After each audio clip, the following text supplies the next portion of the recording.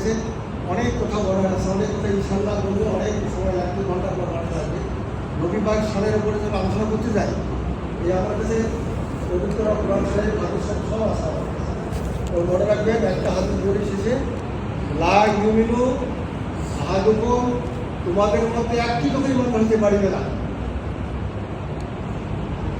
হাত্তা আহাব্বু, যতক্ষণ পর্যন্ত আমাকে ভালো রাখবে না বাসবে, ইলাইহি মিন ওয়ালিদিহি ওয়ালাদিহি ওয়াসমাই, তোমাদের নিজেদের সন্তান সন্ততি বাপ মা এবং সবার চেয়ে যতক্ষণ পর্যন্ত তোমরা আমাকে ভালোবাসতে না পারবে, ততক্ষণ পর্যন্ত আল্লাহর কসম আল্লাহ বলছে কখনোই মনে হতে পারবে না।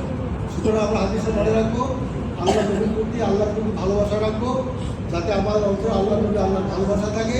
এবং ভালোবাসা থাকার একমাত্র কাজ হলো তার কথা মতো, কোরআন এবং হাদিসের কথা মতো, নবীর কথা মতো নিজের জীবনটাকে গড়ে তোলা, জীবনটাকে চালাই যাওয়া, সেইভাবে কাজকর্ম করা, কথায় বার্তায় চাল চলনে বলনে কাজে করবে নবীর ইত্তেবা, আল্লাহ নবীর অনুগত হওয়ার কারণে দেখাই দিল ওই পথে চলা। সময় নেই, আমরা এই শেষ করবি, সময় বিষয় আছে, মাগরিব ইনশাআল্লাহ সাইডে কথাবার্তা হবে। ওয়াখির দাওয়া আলহামদুলিল্লাহি রাব্বিল আলামিন, আসসালাতু ওয়াসসালামু আলা সাইয়্যিদিল মুরসালিন, আসসালামু আলাইকুম ওয়া রাহমাতুল্লাহি ওয়া বারাকাতুহু।